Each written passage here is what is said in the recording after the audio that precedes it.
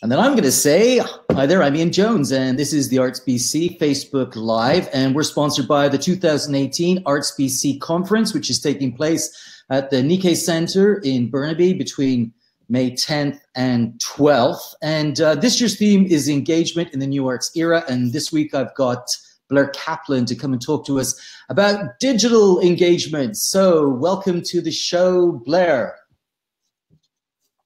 Is it live? Yeah, we're live.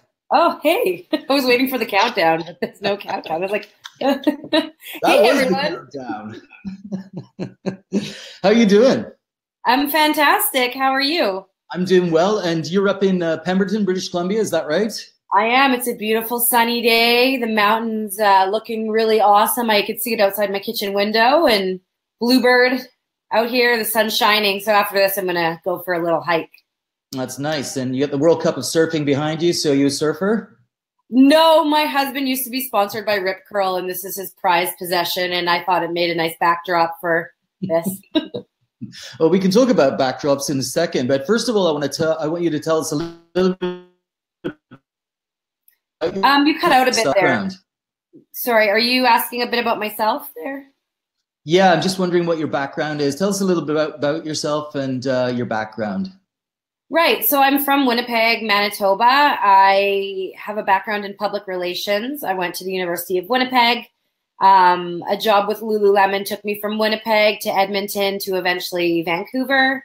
I left the company after 3.5 years to start my own public relations company. That's when social media just became a thing. People were starting to use social media to communicate, but not necessarily as a marketing tool.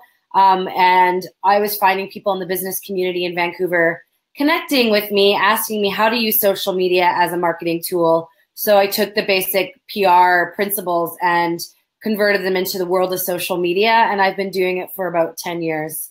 I moved up to Pemberton for love, and I got here in July 2012 and haven't left. Here I am. That's awesome.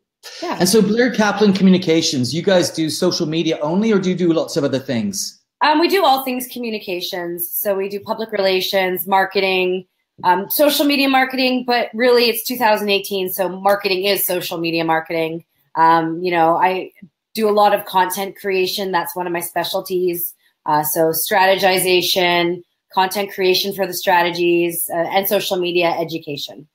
Right. And do you work with arts organizations and community groups, or do you really just who are your clients? Well, over the past 10 years, I've had a large variety of clients that are local, regional, national, global, startup, fourth generation run. I generally like to work with companies that inspire a fun and healthy lifestyle. And if that specific company doesn't do that, usually the owners or the corporate culture is of that. So I've done work in the entertainment industry. So I've done work with TV shows and movies, and I've had a lot of fun projects here and there, but not directly working specifically with arts organizations, but there's always a really strong arts element to everything that I do. I thought you were going to say there's always a first time for everything. There's always a first time when you guys hire me. Just kidding. That's a very good point. So you're coming to the Arts BC Conference 2012, like I said, at the Nikkei, 2018 at the Nikkei Centre in Burnaby. And you probably know, well, you do know, we're talking about engagement, and digital engagement's quite a bit different in some respects to some of the other types of engagement we've been talking about so far. So tell us, what's your take? Maybe explain what you think digital engagement means for you. Well, obviously, digital in the sense of social media, social media is a great place to create conversations. It's a place to have two-way authentic conversations. I use social media for different reasons, but it's a great place to go to get inspired, but also be inspired, and not just be someone who sits there and watches, but someone who engages. If you're, if you're on Facebook and you see an artist doing something really awesome, let them know it's really awesome and engage with them, like their post, ask questions, but also it goes the other way, because when people see you're interacting, they're going to want to interact with you. So digital engagement to me means having those conversations in the digital space. And so tell us why that's important. Why is that important? What's the advantage of having these conversations in the digital space? Well, from a marketing sense, by having these conversations, it helps people become aware of who you are. Essentially, you want people to know who you are. And if not, that's also okay. But you want to have these conversations. You want to go on and like that Instagram post or that Facebook post and comment, because it's one of those concepts similar to the giver's gain concept, where if you're out there supporting your local artists and your local creators, they're more likely to come and support you. And also with the algorithms of social media, engagement is good on their posts, but it also looks good for you to be engaging because there's a better chance of your posts to be visible. So you're saying there's a big advantage to reciprocity online? Oh, 100%. I mean, social media isn't a place just to broadcast. It's a place to have authentic conversations. So you don't want to use it as a tool just to blast out what you're doing. You want to use it as a place to engage, to showcase what else inspires you, and promote exactly what you're doing. Right. Okay, that's good. So let's start with a few hard truths then, Blair, about the challenges facing arts and community arts organizations and community groups in general and community leaders. The reality is, for a lot of these organizations and people, Blair, they don't have a lot of resources. They might be volunteers. They might be working 10 hours a week. They might be doing multiple jobs. How does that work? How can they fit a social media strategy into, I guess, into that environment?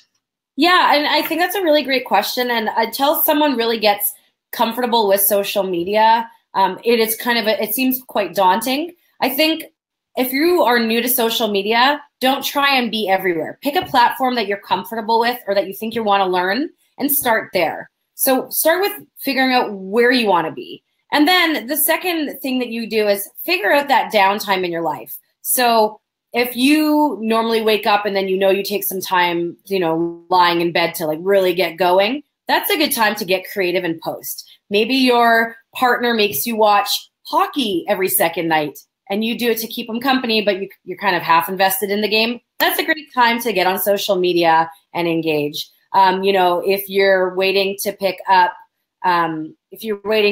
someone and you're sitting outside their house and they like to take their time, turn off your car because you can't be on your phone in the car, and get on social media. There's lots of ways to build it in. And I think if you think back to the way email was, people used to be like, oh, when do I check my email? How do I do this? But it became part of your routine. And once you start doing something regularly and you add it into your schedule, it becomes part of your routine. Perhaps social media is something that you build into your routine right before you check your email every day. Or perhaps that 2 p.m. is your slump. 2 p.m. is the time where you need to take a break from what you're doing. Maybe 2 p.m. is the time where you want to build in social media and switch the way you're thinking. So what works for me isn't going to work for the next person. But I like to, for my clients, I have a very tight schedule of what I do when. And for my own social media, I have some stuff I do on a schedule, but a lot of it I just build into my life. If I'm out for a hike and I take a beautiful picture, I post it to my Instagram story and note where I am. If I'm out somewhere and I have a really cool experience and I make a video, it may make sense to post it the next day. And because I do this so often, it's built into my mental agenda of what I'm posting where. Right.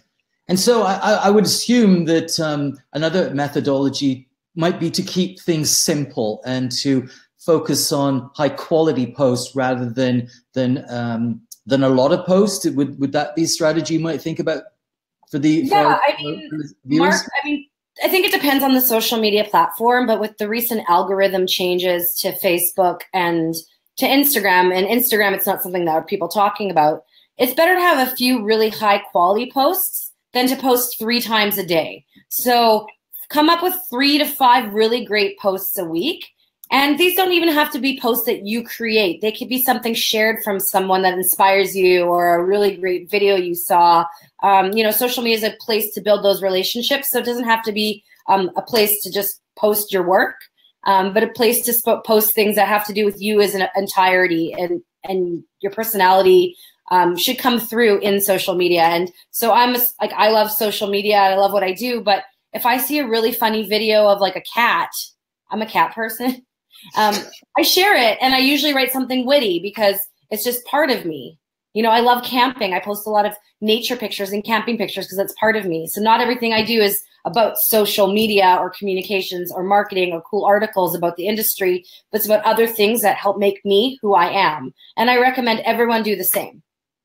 Really, even community arts groups and community groups and leaders and people like this, the culture industry in general, you would say that it's good to reveal parts of their personal lives in their professional feeds or platforms? Yeah, I think to whatever level they're comfortable with. There's no need to always be sharing, you know, pictures from your kids' sporting events, which is very lovely. But I think, you know, being creative is in every aspect of our lives. And if, you know, you're someone who's always focusing on one specific thing that has to do with what, you know, your industry is, but you have this whole side passion to cooking or arts and crafts, or you really love going for hikes in the mountains and you take beautiful pictures, share those. Let people know, you know, those other sides of you, because it helps build that relationship. Yeah. A second ago, you said, basically, you need to think about where you want to be, and that's a really good question. Like, where should people be? Ideally, you know, we talk about Facebook or YouTube or Twitter, Pinterest. There's a vast, you know, panoply of options for people to choose from in the social media world. Where should people go, and where should? I think that's a really what platforms should they be using? Sorry, what was the second part of your question? I just wonder what platforms our people should be using. Where you think, you know, what specifically would you suggest for our group? And this is just my opinion, so it's not right or wrong. And first of all, there is a huge amount of, there's a lot of places to go, and there's a lot of things to do on each social media network. So then each, you know, version of an artist is going to want to be somewhere else. But I'm a huge fan of Instagram. Instagram's a great place to get creative. There's a lot of different aspects to post. Sorry, I'm getting distracted because Patricia's talking about her dog, and I love pets. So that's okay. Yes, you keep doing it, Patricia. I post a lot of pictures of my cats. Like, it's like almost an unnecessary amount. Anyways, I think so. Instagram, I love Instagram. It's one of my favorite tools. You can post to your feed, and then you can also post to your story, which is images and videos that disappear after 24 hours. So it's cool because you can curate your feed to have a certain look, and your stories can be your behind the scenes, like more like your reality TV show. And you have the option to go live like we are now. You can do that on Instagram. Facebook's also a really great place to be. And, you know, I think the Facebook Ads Manager, if you want to put some money into social media advertising, Facebook is genius, and they built out a really great platform, and that's like a whole nother conversation. But if you have products you want to sell, or, you know, events you want people at, Facebook's a really good place to start building that audience. I also really love Twitter. I learned to use Twitter from Vancouver's first blogger about 11 years ago. 2009. And it was cool. I built like this huge following for a real estate radio show in the US while I lived in Vancouver. And I really fell in love with Twitter. And, you know, sometimes I find on Twitter, you get more eyeballs than you will on Facebook. So, and Twitter, you have the ability to be creative. And I can keep going. YouTube's really great if you're someone who is into making videos. You know, YouTube's a good place to be. But I think each person's going to have their own platform they're comfortable with. But if I were to pick three, my three that I always go to is Instagram, Twitter, and Facebook. Pinterest is also a really, really great place to showcase things that inspire you, things that you love, and your work. Okay, so that's good. That was long-winded. I'm sorry. I got passionate. Oh, no, you can't be passionate here. No room for passion. Get rid of it. No, that's really good advice. I mean, the thing is, it's like, and if there was one amongst all of those, like I'm wondering, like three still seems like a lot of platforms. Should people start with one, or should they start with numerous? It depends on their ability. Like if someone doesn't even have their own personal Facebook account and have never used Facebook, but they're on Instagram, then they should use Instagram. If there's someone who doesn't have Instagram or Twitter, but they've been using Facebook personally for like 5 years, they already know the platform, so use Facebook. If there's someone who wants to take a bit of time and learn learn a couple things, then maybe Instagram and Facebook is good. Maybe they don't have any of those, but they're super comfortable with Pinterest, because Pinterest is really fun and it's kind of a vortex of creativity. I find I'm designing, I'm designing like my future office and, planning gardens that I'll never have. It's great. But Pinterest is really great. And if you're someone who's comfortable with Pinterest, then use Pinterest as a form to communicate. Social media can take as little or as long as you want it to take. If you have time, you can enter the realm of other platforms and branch into 2 or 3. If you're very limited on time, stick with what you know, or pick one that you have a bit of interest in and learn about it. Okay. So let's say you do have a bit more time, or let's say that you would like to do one post well. What do you think about video? I mean, can you talk to us a little bit about the importance of video? Because a lot of platforms are really prioritizing video these days. Yeah, I mean, video is really important. So basically, if you are comfortable in front of a camera, I recommend you play around with the option to go live on Instagram and Facebook. The reason is because as soon as you go live, your followers get a notification that you're live, and it immediately puts eyeballs on you. Yeah. You don't necessarily need to be live and on the camera like the way we are. Your camera could face the other way, and maybe it's facing a painting you're doing, and maybe you're putting on some finishing touches of your painting, or you want to, take people into an experience you're about to do. That's totally great. Or something that I do as a communicator is I actually have a couple of videographers I work with, and I'm actually working on releasing a few videos a year about me, getting people to know about me and having that higher production value. So I think it depends on how you want to do it. The higher production value, they're great marketing tools. That would be great content for my website, to pin on my Facebook page. But when you go live on social media to make videos, that's the raw, real, like who you are in the moment. And you can't edit it. And people really appreciate knowing who you are, because we're all just people living in this world together. Yeah, that's true. I mean, the thing is, it's so true. I think you don't have to do what we're doing. That's a really good piece of advice, because I think a lot of people I've talked to, they're nervous. They're worried about how their appearance looks online, and not everybody looks like this, Blair. Not everyone looks as good as you. Not everyone, that's right. My mum said to me the other day, you put on a few pounds, hey? Just looking at Well, and you know what? So on Tuesday, I'm filming a marketing video a little video about me, and I booked a blowout. I'm getting my hair done. This is like day 3. I probably should, tomorrow is a hair washing day. You probably can't see, but all I did was put lip gloss on. And I'm just me. I'm not. Yeah, but be you, because that's, if you are you and who you authentically are, and doing a real live video and you make a mistake, or you knock over a coffee, or you're not wearing tons of makeup, that's okay, because I think it shows your vulnerability as a creator, and also just shows how real you are. Yeah, I know. I agree with you. I think that the public really wants an authentic experience with the people that they're seeing. They want to believe that they're real, rather than just like a facade. That's so true. So what do you think about what we're doing? What do you think about Facebook Live as a platform for engagement? I think it's really great. I mean, it's cool because, we're doing it and it's live, but then it lives on your Facebook page. You have the ability to download the video and put it elsewhere. It allows for people to have real-time communication, like Michelle. I think that's how you say your name.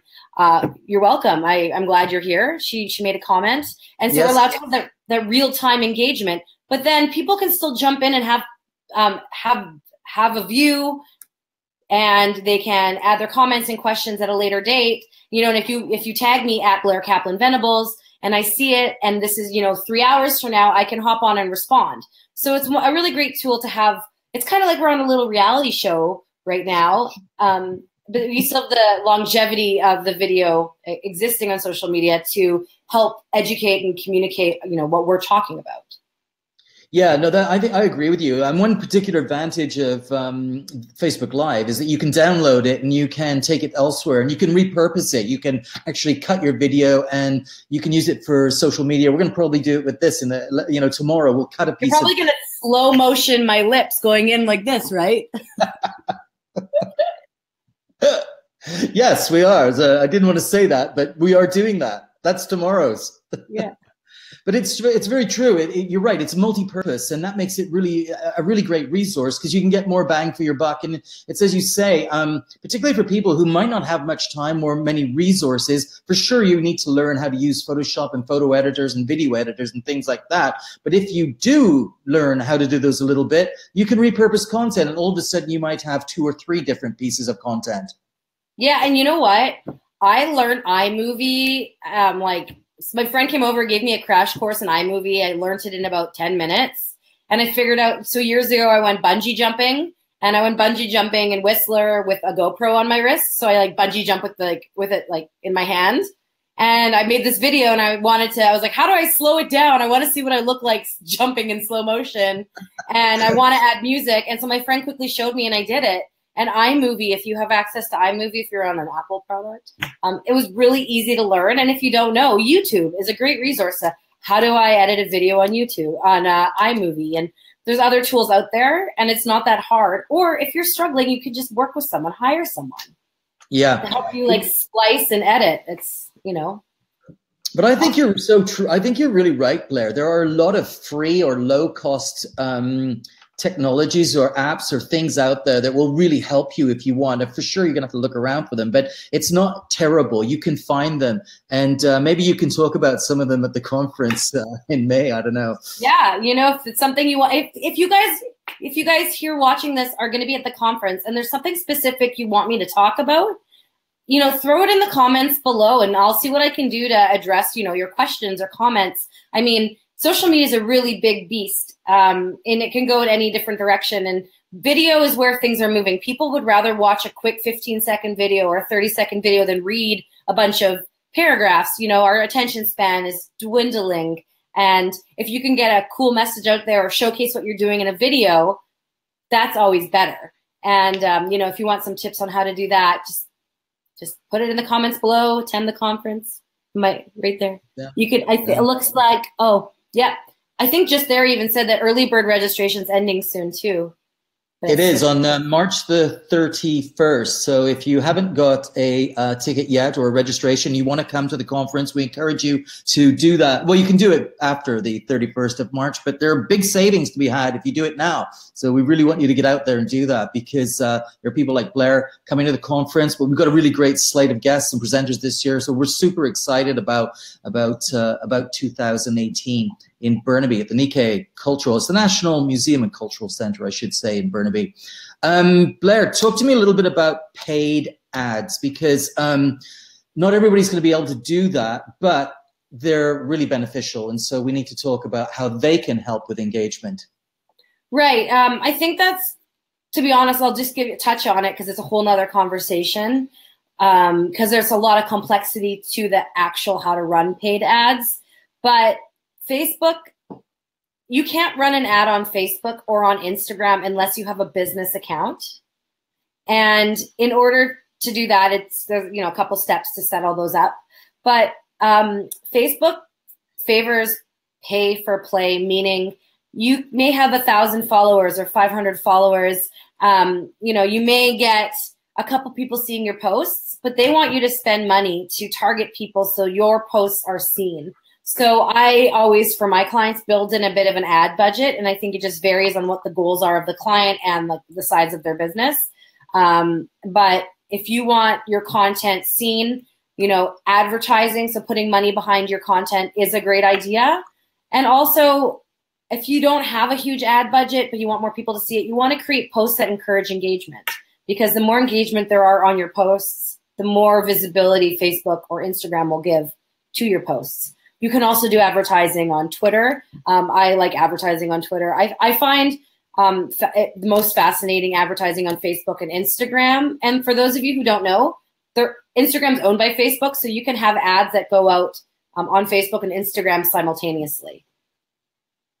Yeah, I think that's so important what you're saying. Like it's Facebook's changing the algorithm and people are following, and the fact of the matter is you need to pay attention, don't you? I mean, it's really true. I'll say this, Blair, for us, we don't have big advertising budgets, but we're paying $5 a day sometime for an ad, which is kind of accessible for most people. An ad you could pay $35 a week. It's not that much technically. And you know what? We're getting a huge bang for our buck here. We've had something like 18 to 20,000 views of our videos so far in 6 days. This is a lot of engagement for a very little amount of paid ad. I mean, in fact, saying paid almost seems silly because it seems so little. And, you know, a lot of people are actually, a lot of businesses in every industry, print advertising isn't going anywhere, but a lot of people are taking their marketing dollars from print and from TV and from radio and spending it on digital. So it's actually really interesting to see, you know, the way things are moving in the communications world. Right. So people moving around their financial resources a little bit. So if you've got communications budget, that's a really good point. If you had a communications budget, you'd spend a lot of it on digital, I guess. Well, you would. Well, I would. But you know what? I actually do some stuff in print, and I do work on the PR aspect, you know, trying to get earned media, which is coverage in the media written about me. I mean, social media is only one part of the puzzle. I think if, you know, you want to have a bit of marketing, you want to do some advertising, you want to do some social media, you know, if you have the ability, you want to get some, coverage in the press, and there's a whole bunch of other things you want to do. Social media is just one thing to do to spread the love. It's a great place to inspire and be inspired, right? So yeah, no, for sure. I think that's really true.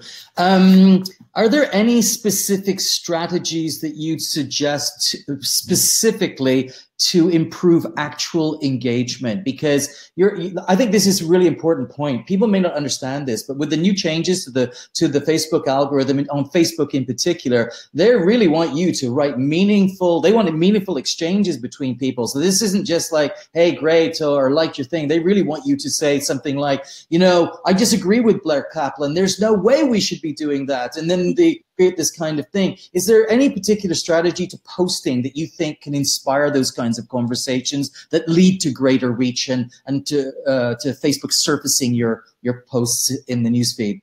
Right. So, I mean, for example, I'm just going to talk about Facebook. So if you make a Facebook post that encourages engagement, so people liking or comment, like, so heart, loving it, you know, thumbs up, whatever it may be, or commenting on it or sharing it, that all works in your favor. Now, how to create those posts? Content creation can be easy. It can be hard. I mean, everyone has their own ability, but I think a good tip to take away from this conversation is write from your heart, you know, write as if you're talking to your best friend.